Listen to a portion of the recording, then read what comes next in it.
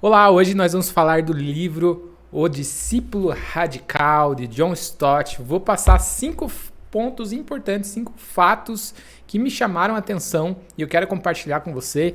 Eu vou deixar o link na descrição, caso você ainda não tenha lido, vai estar ali a recomendação para vocês. Se você já leu e está assistindo esse vídeo para relembrar, recapitular, comente aqui o que te chamou a atenção nesse livro, o que você mais gostou. Se você ainda não leu também, assistiu o vídeo e se interessou também, comente aqui o que te chamou a atenção. Então, para começar, nós vamos falar do inconformismo. Esse é o primeiro ponto. O livro começa falando sobre inconformismo e ele falou algo que me chamou muita atenção e que foi um tapa na minha cara. Ele fala que a gente não deve se esconder, fugir do mundo porque somos cristãos. E hoje eu percebo que muitas pessoas falam, isso é de Deus, isso não é certo fazer isso, é certo fazer aquilo.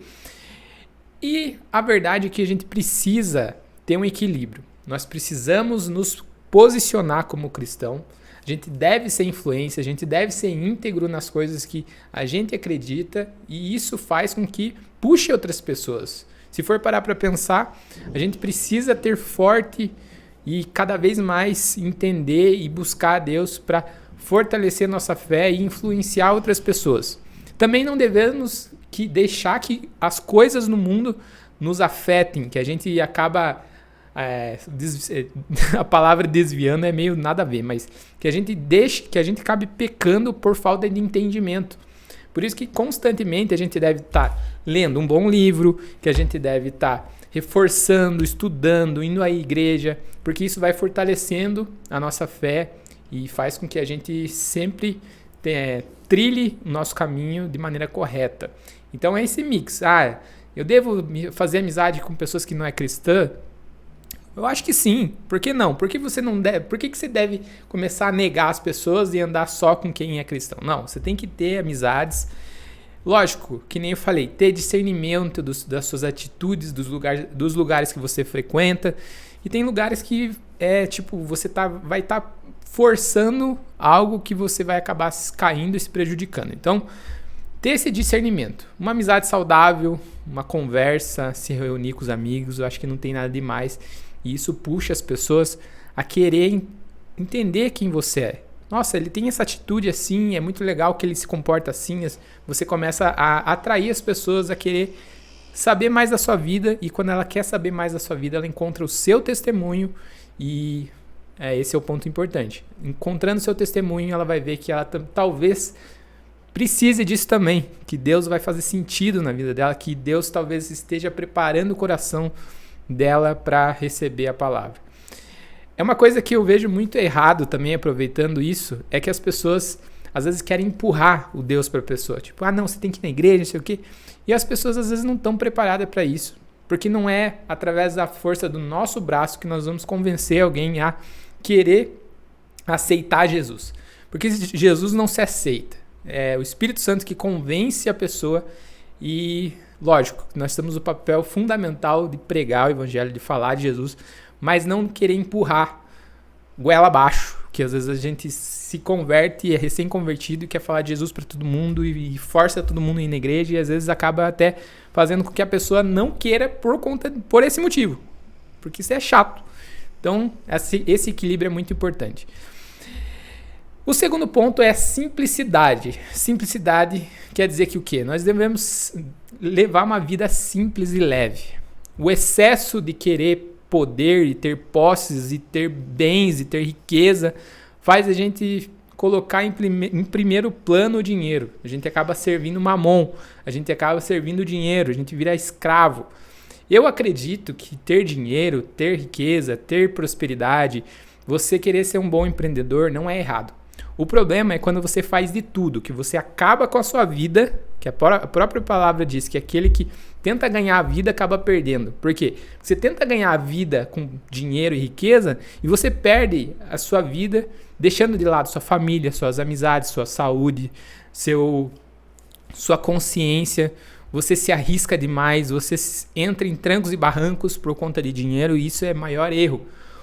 Nós devemos colocar em primeiro lugar as coisas de Deus. Nós devemos usar os nossos bens, os nossos recursos a favor de Deus, os nossos empreendimentos a favor de Deus. Se você é um empresário, você ajuda uma coletividade de pessoas, se você serve pessoas, se você ajuda as pessoas, o dinheiro vai chegar de maneira orgânica, e isso não vai ser o ponto mais importante, vai ser a parte que vai ser a parte assim, vai ser tipo o benefício das coisas que você está fazendo. E você vai ser feliz por ter dinheiro? Ótimo, porque dinheiro traz, de certa forma, uma segurança de você poder pagar um remédio, de você poder, às vezes, querer fazer uma viagem também, mas não é a coisa mais importante. Na parte de simplicidade, ele alerta que nós somos apenas administradores de Deus, que a gente não leva daqui nada, nossos bens, nosso computador, nosso iPhone, nosso carro, nossas experiências, a gente não leva nada. Então, o que a gente leva é uma consciência. Gosto de lembrar de falar disso, a nossa consciência, que nós somos cristãos, que é eterno. Coisas eternas a gente deve focar, que é o fruto do Espírito. Paz, tranquilidade, mansidão. Devemos sempre estar fortalecendo a nossa fé, para que nada nos afete, que se a gente às vezes talvez perder tudo, nós temos ainda a consciência que o amor de Deus ainda prevalece. Nada vai nos separar do amor de Deus. Número 3, a semelhança com Cristo. Então, na semelhança com Cristo, ele lembra que o nosso principal propósito de vida, nosso principal propósito é ser semelhante a Jesus. Como assim ser semelhante? Através da meditação da palavra, através da comunhão, através da meditação, da oração. Devemos alinhar a nossa vida com como Cristo pensa. Como Jesus agiria em tal situação, como Jesus agiria nessa situação, na família, nos amigos, com dinheiro, como ele se comportaria. A gente sempre tem que lembrar que nosso propósito aqui é se parecer com Jesus. Mas não se parecer que todas as pessoas vão ser que nem um robozinho, que vão ter uma vida igual. Não, semelhança é que nós temos uma base, uma estrutura que suporta todas as outras coisas que vêm com consequência. Nós somos pessoas fiéis a Deus. E isso faz com que sejamos semelhantes a Cristo. Que nós somos íntegros, que somos honestos, que somos fiéis, que nós somos generosos, entre outras características, que nós temos paz e domínio sobre a nossa vida. Isso faz com que a gente seja semelhante a Cristo. E é isso. Número 4, maturidade. Maturidade é uma coisa fundamental. Eu creio que muitas pessoas que estão na igreja, de certa forma, não são cristãos de verdade. Por quê? Porque quem tem ouvido, ouça. As pessoas que realmente são temente a Deus, ser temente é o quê? É buscar mais ao Senhor e andar debaixo do seu reinado. No sentido de que quanto mais eu tenho entendimento de Deus, quanto mais eu tenha a consciência das coisas que Deus quer para mim, mais maduro eu vou me tornar. A pessoa que não busca, que não estuda, até fiz um vídeo sobre o intelectual cristão do livro, que é muito importante, que ele diz que todo cristão, de certa forma, é um intelectual. Por quê? Porque como que a gente cresce em maturidade? Como a gente se torna semelhante a Cristo? Através da Bíblia, através do devocional, através da igreja. Não tem como, a gente tem que passar a nossa vida inteira sempre aprendendo como discípulos de Jesus. No início do livro, ele comenta que a palavra cristão, ela aparece apenas em três pontos em três momentos do livro, só em 3 momentos. Que na maior parte do livro ele fala sobre que nós somos discípulos. Acho que aparece umas 10 vezes lá. É muito maior a frequência de discípulo. E o que quer dizer discípulo? Eu mesmo não sabia o que era discípulo antes de ler o livro. Discípulo quer dizer um relacionamento entre aluno e professor. Mesmo que use a palavra cristão, é um relacionamento, é uma conexão. A gente não deve ser aquela pessoa autoritária que, não, tem que ser assim, tem que ser assado. Mas não, que a gente está crescendo através do relacionamento. Andar junto com Jesus faz você enxergar Ele como uma referência para você.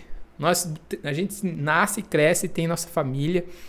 E ao redor da nossa família a gente vai buscando referências através dos nossos pais, das nossas amizades, das coisas que a gente assiste. Mas a maturidade, de fato, só vai ser conquistada através da comunhão, do relacionamento com Deus, que deve ser a prioridade da nossa vida. Então, crescer em maturidade é isso. É esse exercício mesmo. Tem que fazer, tem que executar. A maioria das pessoas hoje não tem a capacidade de ler um livro por ano. Então, a média das pessoas é que elas leem em média de 2 livros por ano. Então, pensa, se você pegasse e tivesse a disciplina de ler, de fazer um devocional de meia hora e ler 10 páginas num livro, no final do ano você teria lido uns 5, 6 livros, pelo menos, que é o mínimo. Então a gente deve crescer em maturidade, deve buscar e ter a consciência que isso é para o nosso bem e para o bem das pessoas, porque a Bíblia fala que a gente não deve ter aquele amor próprio do sentido de se auto-idolatrar. Até ele fala sobre narcisismo no livro, que é o quê? A idolatria, de amar. Que isso, de fato, acaba sendo que a Bíblia diz que é um dos fatores dos finais dos tempos. Em 2 Timóteo 3:2, ele fala que é um dos aspectos, dos pontos que vai ser o final dos tempos. Então a gente deve se cuidar e se preocupar. Começou a chover aqui, galera, vai fazer um barulhinho. A gente deve se preocupar com a vontade excessiva de querer se amar. Porque a Bíblia diz que o amor que fala na Bíblia é ágape. É um amor sacrificial, um amor que é para o próximo, que a gente quer servindo a outras pessoas. Então nós devemos crescer em maturidade. Esse é um dos pontos muito importantes que ele fala no livro, que eu acho muito legal. E para finalizar, o último ponto é o cuidado com a criação. Quando Adão comeu da árvore do conhecimento do bem e do mal, tiveram três coisas ruins aconteceram, que foi a quebra do relacionamento com Deus, a quebra de relacionamento com a sua esposa, que era Eva, e a quebra do relacionamento com a nossa natureza, com o jardim. Então a gente deve cuidar das coisas, cuidar da criação, cuidar da natureza, cuidar das coisas daqui do mundo, que Deus nos serviu, nos entregou. Então a gente deve ter essa sensibilidade também como cristão. A gente se preocupar com aquilo que Deus nos entregou e que é tão bonito. Se você for avaliar a natureza, olha que bonito quando uma criança nasce, quando a gente tem um filho, olha que bonita a natureza. Só que a gente também deve cuidar para não idolatrar a natureza, como muitas pessoas fazem, de colocar a natureza como se fosse a principal fonte, como se o mundo e o universo tivesse existido do nada e a própria natureza fosse Deus. E não é. O Criador criou. Em vários pontos da Bíblia diz que Deus usou a palavra para trazer a existência ao mundo. E isso nós vamos falar em outros momentos sobre a criação, que eu acho muito legal a gente comentar. Beleza? Esse foi o John Stott. Tem outros pontos aqui muito interessantes que você tem que ler. Esse livro é um livro fininho, tem 95 páginas, eu acho que é 112 páginas, fácil de ler. Ele traz 7 ou 8 pontos que ele fala que nós, como discípulos, devemos desenvolver. Beleza? Eu vou ficando por aqui, um grande abraço e até mais.